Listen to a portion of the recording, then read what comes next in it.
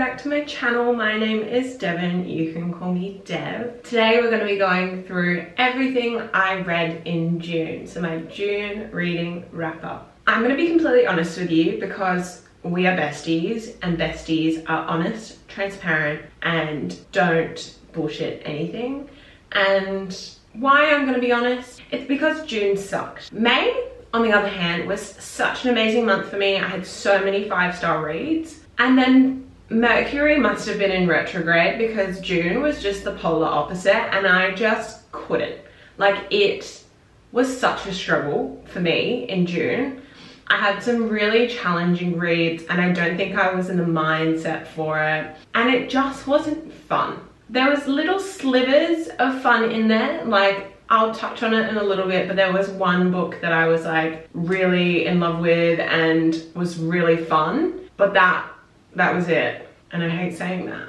These books kind of put me in a slump. I tried and I tried and I tried to get through these books so I could move on to other ones. And like, I either kept falling asleep, I just wasn't like feeling it, and it was like a struggle to even get through 10 pages. But in saying that, I'm still going to share with you what I read because these months happen and it's going to put me into perspective of how good July is going to be and how much fun and how selfish I'm going to be with what I'm picking. Let's get into my June wrap up. The first book I read in June was Before the Coffee Gets Cold by Toshikazu Kawaguchi. I'm not going to lie, I think this was one of my most anticipated reads of 2022. The concept of it, you know, the coffee shop, the time travel, the emotions, it being a contemporary sci fiction. It was just hitting all the boxes for me and I was just so intrigued about what this book was going to be like. And honestly, I think it's because my expectations were way too high that I was kind of a little bit disappointed. But in saying that, I did enjoy this book. I thought it was good. I think the second half was a lot better for me than the first half. So it's only a 200-page book, but it felt like a 400-page book with how much of a struggle it was to get through the first half. It felt like a marathon and it shouldn't have. It should have felt like a really light, breezy read and really fast paced because every 50 pages we were going into a new story, but I just didn't get that. So basically, for those who do not know, Before the Coffee Gets Cold is about a cafe where at a certain seat with certain rules you are able to time travel to a period where you are in the cafe. You are not allowed to get out of the seat. You have to be visiting a time where you were in the cafe. You can't go and visit a time that you were at an external location. And the biggest rule is that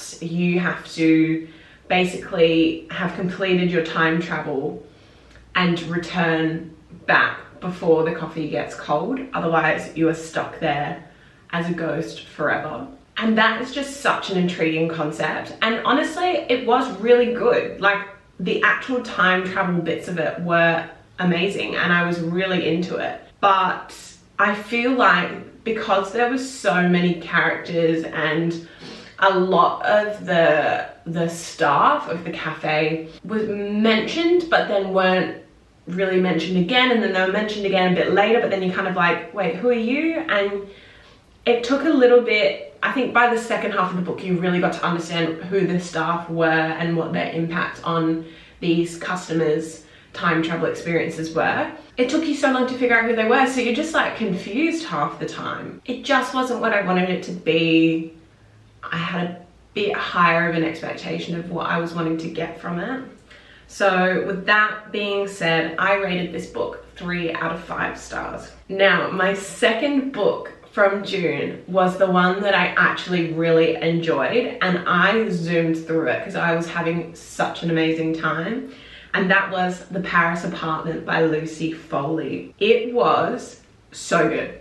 If you're looking for a crime mystery, you want surprises, you want, you know, red herrings, you want to just be like constantly on edge because it's taking so many twists and turns, this is the book. So this book is about Jess, who basically quits her job and goes from England to Paris, where she's planning to stay with her brother Ben.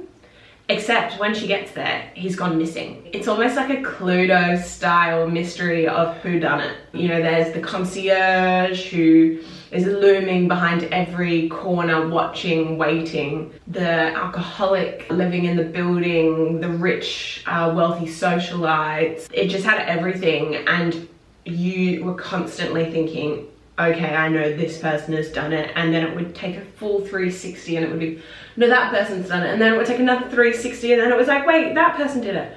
And the end, my God, was that a plot twist I did not see coming. And it made so much sense. Like, you kind of put the pieces together and then you found out what happened and then you went, oh, how did I not realize that whole time? Like, that is what happened. And it was immaculate. I really, really enjoyed it. I definitely want to read The Guest List by Lucy Foley. I loved her writing style, and I think it was so fast paced, and especially having all the different perspectives. You got to see all the suspicion from all of the suspects' perspectives, and they kind of were incriminating themselves and making you think they definitely did it.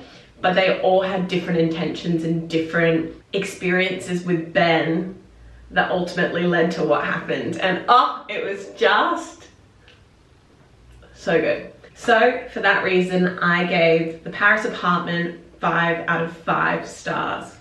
Loved it. Now, the next book I read in June was Bunny by Mona Awad. I didn't really know what I was expecting to get into with this book. I had no real background understanding of what it was about, and I knew going into it, it would be a roller coaster. It would be like a really weird trip. Like, I knew I was going to be confused and that it was a horror and that I should be confused, but I was not expecting to be that confused. Jesus Christ, what was that book? I think I literally sat there for every 20 pages. I would just like turn to my boyfriend and go, something really freaking strange just happened, or like, what the heck, that did not happen. Was it just like a drug trip, or did that actually happen? Or I was just confused, and I had no clue what was going on. It was a struggle to get through because I was so confused. I was not really attached to the story and to the characters. I was almost suspicious going through it. It was struggle town. It was struggle town. So what is Bunny about? Bunny is about a girl called Samantha who is in a university at college. She's studying writing, and in one of her writing classes there is a group of girls that call themselves bunnies. Basically what happens is that they ask her to join their group, but turns out it's a cult. What the heck went on there? I don't even know what happened in the end. Like, it was just really freaking strange. It was gory, it was graphic, which I'm not mad about that. I'm fine with that. You can give me all the gore, all the guts, anything, but it needs to make sense. And I didn't know what was going on, half because a lot of it, the main character is drugged or is drunk, so you almost don't know if what actually happened did actually happen, or whether she was just on like a weird trip and was sort of imagining it. And so because of that, things would happen, and instead of being like, oh my God, that just happened, I cannot believe that, it was, I can't believe that, did that actually happen? And it would really take you out of it. And yeah, it was struggle town for me reading this book. I didn't really enjoy it. In hindsight, if I knew what it would be like, I probably wouldn't have picked it up.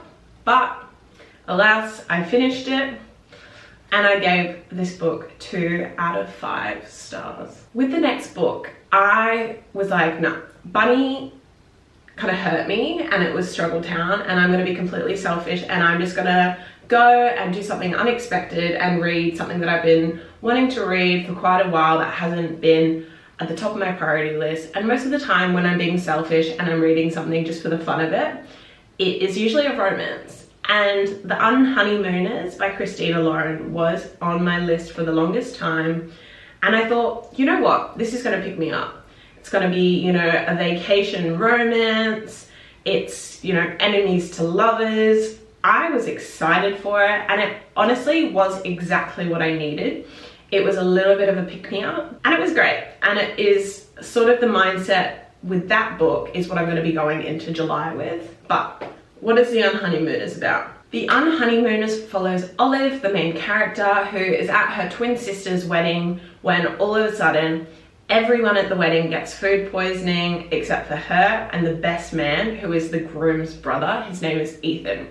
And they are like mortal enemies. Since the first time they met, they immediately thought that they hated each other and just could not get along for the full time before the wedding. The bride and groom have their honeymoon booked, but obviously because they have been severely food poisoned, they can't go. So instead, Olive and Ethan take their place, and it's enemies to lovers, it's a vacation romance, and the first half I loved. It was so much fun. I loved the banter between them. I loved seeing the ice slowly melt between them.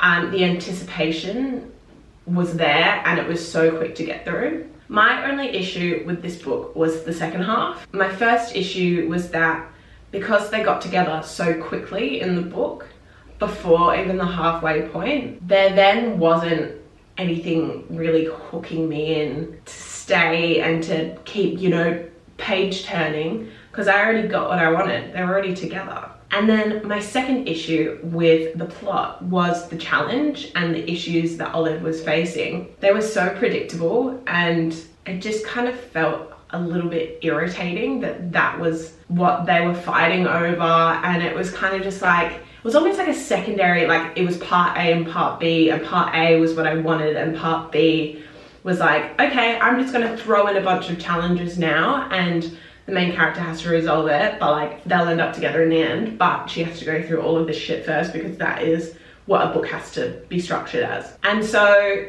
the second half felt like a lot more of a chore. I like just trying to finish it for the sake of finishing it, because I'd already gotten what I wanted, and I wanted more of that, and I wanted it to be delayed slightly so that I had a reason to keep going. But in saying that, I did still enjoy it. I thought it was a good romance. I thought it was fun. I kind of wish I was reading it in summer, because it's the perfect summer book. In saying that, I rated this book 3 out of 5 stars. The fifth and last book on my June wrap up is The Yield by Tara June Winch. Now, as we know from my May TBR, this is actually the very first book that we read as part of my book club at my work that I have organised. And I think this was a perfect read if you're looking for an Aboriginal fiction. If you're looking for an Australian fiction, I think it's so relevant to anyone in Australia to be reading and to learn about. And I did enjoy it. I think it was exactly what I wanted from what we were looking for. So Albert Poppy Gundawindi knows he's about to die and wants to pass over his language and also to find a way to claim the land that he lives on and the Gundawindi people live on. So this is in Maska Plains. It's a little town called Prosperous. As he dies, his granddaughter, August Gundawindi, she's been living in England for many years, and she comes back to Maska Plains for the funeral. The main challenge of this book is that Prosperous house, where the Gundawindi family live, is about to be taken over by a mining company, and they're forced to leave. And a lot of the challenge and what the plot follows is August trying to find this dictionary that Albert has been putting together that is full of their native language and definitions of what those words mean. And then that in turn helps them find evidence of their native title and that they have been on the land for thousands and thousands of years, and that they should be able to keep the land. And wow, I loved the 3 different narratives and the 3 different narrators. The way that that was structured was beautiful, and I think how, you know, the definitions would weave into the next chapter and would sort of highlight something and almost give you a little piece of the puzzle. That was incredible. I feel like August's narrative was my least favorite. It felt a little bit dry. But in saying that, it had to happen, and we had to know what she was going through in present day to eventually get to the end and how it resolved. But I think if you're looking for an Aboriginal fiction, this is got everything you could possibly want in it. It was just incredible. It was really good. I think it was a little bit slow paced at times, but overall I did really enjoy this book. It was challenging and it was emotional, and it was confronting, but I gave this book 4 out of 5 stars. And that is it. That is June wrapped up. It was a struggle. There was some little good nuggets in there, but I'm really looking forward to July and just being completely selfish with this month and just going for what I want to read. So stay tuned for my July TBR. Thank you so much for watching. If you don't already, feel free to follow me on Goodreads and Instagram, where you can stay up to date with what I'm reading. And feel free to subscribe to my channel and like this video. It really helps me out. But thank you so much for watching. I will see you in the next one. Bye.